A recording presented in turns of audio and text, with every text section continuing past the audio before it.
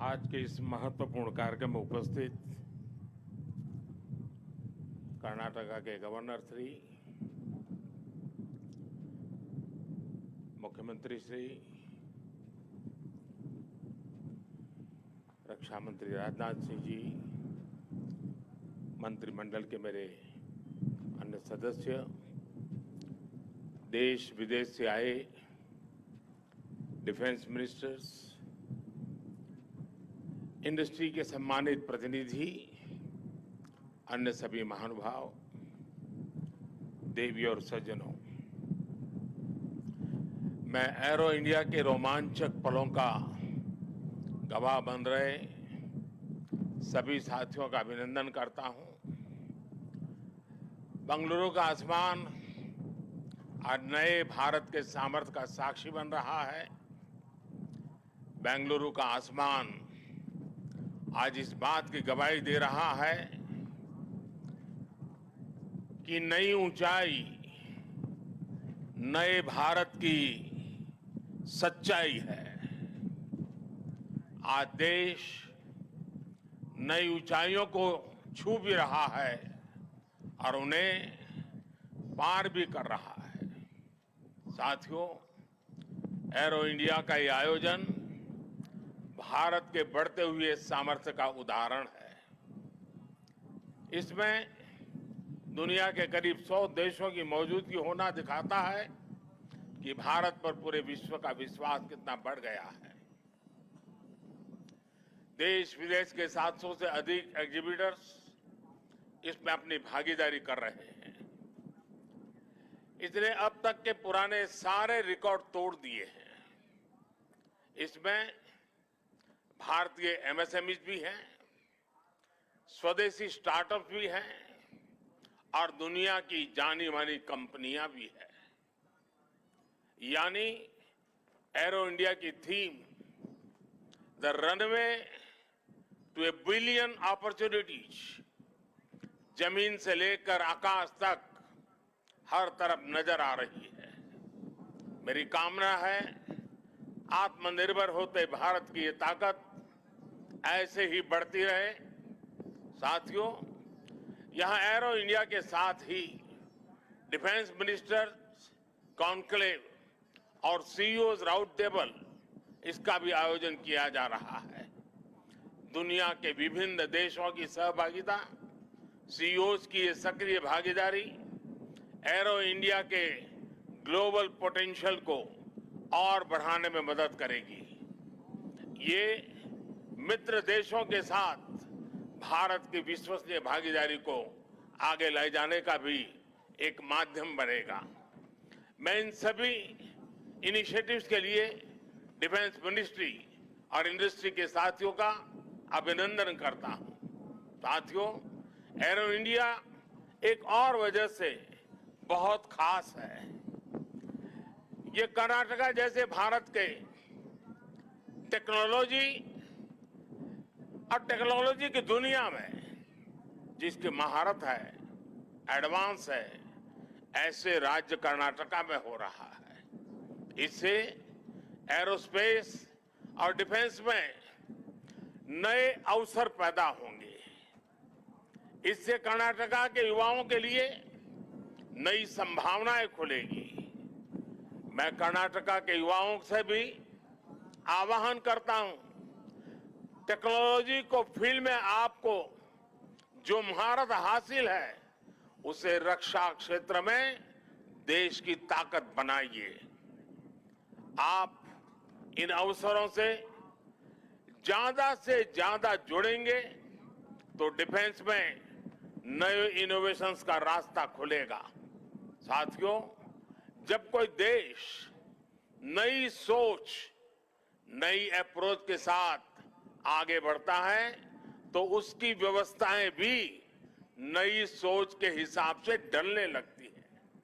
Arrow India का ये आयोजन आज नए भारत की नई अप्रोच को भी रिफ्लेक्ट करता है। एक समय था जब इसे केवल एक शो या एक प्रकार से सेल्फ टू इंडिया की एक विंडो भर माना जाता था। बीते वर्षों में देश ने इस परसेप्शन को भी बदला है। आज एरो इंडिया केवल एक शो नहीं है, ये इंडिया की स्ट्रेंथ भी है। आज ये इंडियन डिफेंस इंडस्ट्री के स्कोप को भी फोकस करता और सेल्फ कॉन्फिडेंस को भी फोकस करता है। ऐसा इसलिए क्योंकि आज दुनिया की डिफेंस कंपनियों के लिए भारत केवल एक मार्केट ही नहीं है, भारत आज एक पोटेंशियल डिफेंस पार्टनर भी है। ये पार्टनरशिप उन देशों के साथ भी है जो डिफेंस सेक्टर में काफी आगे हैं, जो देश अपनी रक्षा जरूरतों के लिए एक भरोसेमंद साथी तलाश रहे हैं। भारत उनके लिए भी एक बेहतर पार्टनर बनकर आज उभर रहा है। हमारी टेक्नोलॉजी इन देशों के लिए कॉस्ट इफेक्टिव भी है और क्रेडिबल भी है। हमारे यहाँ बेस्ट इनोवेशन भी मिलेगा और ऑनेस्ट इंटेंट भी आपके सामने मौजूद है। साथियों, हमारे यहाँ कहा जाता है प्रत्यक्षम किम प्रमाणम, अर्थात प्रत्यक्ष को प्रमाण की आवश्यकता नहीं होती। आज भारत की संभावनाओं का, भारत के सामर्थ्य का प्रमाण हमारी सफलताएं दे रही है। आज आकाश में गर्जना करते Tejas fighter planes make in India के सामर्थ्य का प्रमाण है। आज हिंद महासागर में मुस्तैद aircraft carrier INS Vikrant make in India के विस्तार का प्रमाण है।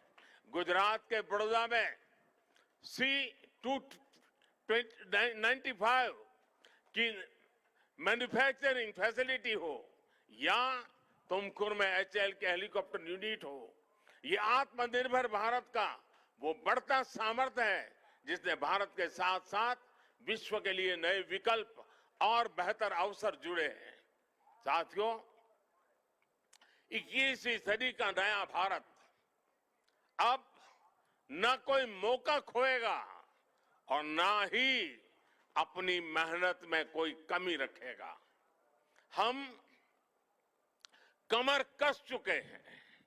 हम रिफॉर्म्स का रास्ते पर हर सेक्टर में रिवॉल्यूशन ला रहे हैं।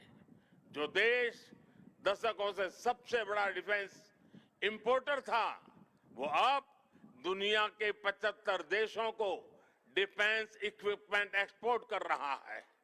बीते 5 वर्षों में देश का निर्यात 6 गुना बढ़ा है। 2021-22 में हमने अब तक के रिकॉर्ड 1.5 बिलियन डॉलर से ज्यादा के एक्सपोर्ट को, उस आंकड़ों को हमने पार कर लिया है। फ्रेंड्स, आप भी जानते हैं कि डिफेंस एक ऐसा क्षेत्र है जिसकी टेक्नोलॉजी को, जिसकी मार्केट को और जिसके बिजनेस को सबसे कॉम्प्लिकेटेड माना जाता है। इसके बावजूद भारत ने बीते 8-9 साल के भीतर अपने यहाँ डिफेंस सेक्टर का कायाकल्प कर दिया है। इसलिए हम इसे अभी केवल एक शुरुआत मानते हैं। हमारा लक्ष्य है कि 2024-25 तक हम एक्सपोर्ट के इस आंकड़े को 1.5 बिलियन से बढ़ाकर 5 बिलियन डॉलर तक ले जाएंगे। इस दौरान किए गए प्रयास भारत के लिए एक लॉन्च पैड की तरह काम करेंगे। अब यहां से भारत दुनिया के सबसे बड़ा डिफेंस मैन्युफैक्चरिंग देशों में शामिल होने के लिए तेजी से कदम बढ़ाएगा और इसमें हमारे प्राइवेट सेक्टर और इन्वेस्टर्स की महत्वपूर्ण भूमिका रहने वाली है। आज मैं भारत के प्राइवेट सेक्टर से आह्वान करूंगा कि ज्यादा से ज्यादा भारत के डिफेंस सेक्टर में इन्वेस्ट करें।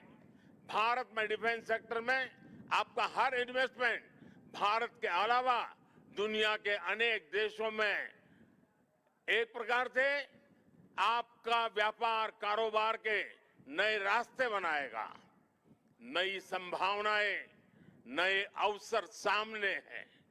भारत का प्राइवेट सेक्टर को इस समय को जाने नहीं देना चाहिए। साथियों, अमृत काल का भारत एक फाइटर पायलट की तरह आगे बढ़ रहा है। एक ऐसा देश जिससे ऊंचाइयां छूने से डर नहीं लगता, जो सबसे ऊंची उड़ान भरने के लिए उत्साहित है। आज का भारत तेज सोचता है, दूर की सोचता है और तुरंत फैसले लेता है। ठीक वैसे ही जैसे आकाश से उड़ान भरने वाला एक फाइटर पायलट करता है।